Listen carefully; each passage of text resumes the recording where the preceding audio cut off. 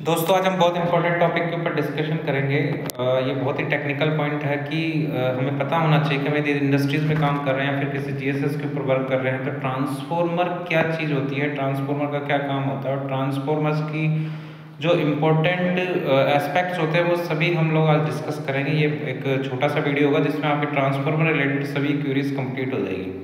तो transformer basically एक power device होती है जिसमें पावर कांस्टेंट होती है, उसमें फ्रिक्वेंसी कांस्टेंट होती है और जो उसमें करंट होता है, करंट का उसमें अप और डाउन दोनों पॉसिबल है, साथ ही साथ वोल्टेज का भी उसमें अप और डाउन दोनों पॉसिबल है। स्टेप अप ट्रांसफॉर्मर होता है वो वोल्टेज को बढ़ाता है सेकेंडरी साइड में, और जो स्टेप डाउन ट्रांसफॉर्मर होता है वो वोल्टेज को कम करता है। और इसी के वाइस वर्सा जो होता है वो करंट का फिनोमेना होता है, यानी step up transformer current secondary side में डाउन होगा और स्टेप डाउन जो ट्रांसफॉर्मर उसमें करंट अप होगा। तो दोनों का जो वोल्टेज और करंट का जो मल्टीप्लिकेशन होगा वो बोथ साइड कांस्टेंट ही रहेगा दोनों साइड के अंदर। ट्रांसफॉर्मर कई तरीके के होते हैं, जैसे डिस्ट्रीब्यूशन ट्रांसफॉर्मर होता है, पावर ट्रांसफॉर्मर होता है, और इसके अलावा काफ़ी सारी इलेक्ट्रॉनिक डिवाइसेस भी होती है जिसके अंदर ट्रांसफॉर्मर जो होते हैं वो लगाए जाते हैं। तो जो बेसिकली हमारा पर्पज है वो डिस्कस करना पावर ट्रांसफॉर्मर।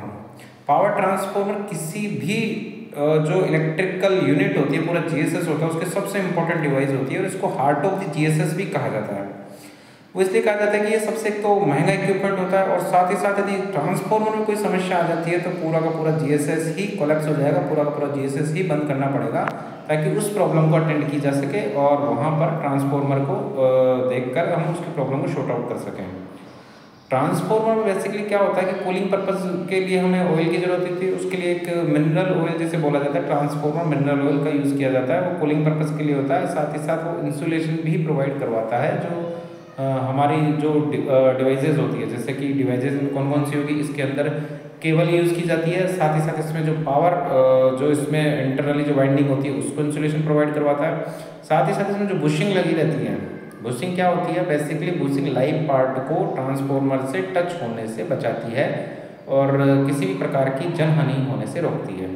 ट्रांसफॉर्मर में और भी काफ़ी सारी डिवाइसेस लगी रहती है, जैसे इसमें कंजर्वेटर टैंक होता है और इसके अंदर जो ओएलटीसी टैंक होता है, ओएलटीसी टैंक भी हम डिस्कस करेंगे आगे कि ओएलटीसी टैंक क्या होता है, इसका काम क्या होता है, ओएलटीसी टैंक के माध्यम से कैसे हम ऑल लोड जो टैप चेंजर होता है वो किया जा सकता है। ऑल लोड टैप चेंजर क्या होता है वो भी हम डिस्कस करेंगे। और ट्रांसफॉर्मर का जो बेसिकली हम बात करें तो एक ब्रॉड एस्पेक्ट में हम देख सकते हैं कि जो 20 बाई 25 एमवी का ट्रांसफॉर्मर होता है तो उसकी जो कॉस्ट होती है मोटा मोटापन ये ब्रॉड एस्पेक्ट्स में देख सकते हैं कि करीबन 1.5 करोड़ रुपए के आसपास उसकी कॉस्ट पड़ती है। जब उसका एस्टिमेट बनाया जाता है तो इतने के आसपास की कॉस्ट पड़ती है। और 40 बाई 50 जो एमबी का ट्रांसफॉर्मर होता है उसमें कुछ एक्स्ट्रा फीचर्स भी ऐड हो जाते हैं, जैसे उसमें कि कंपलसरी होता है कि वहाँ पर ट्रांसफॉर्मर के अंदर साथ में एक N2 नाइट्रोजन जो गैस होती है उसका एक पॉइंट दिया जाता है ताकि किसी भी प्रकार की मान लो फायर इंटरप्शन हो जाती है, फायर रिलेटेड कोई प्रॉब्लम हो जाती है तो उसको शॉर्ट आउट किया जा सके।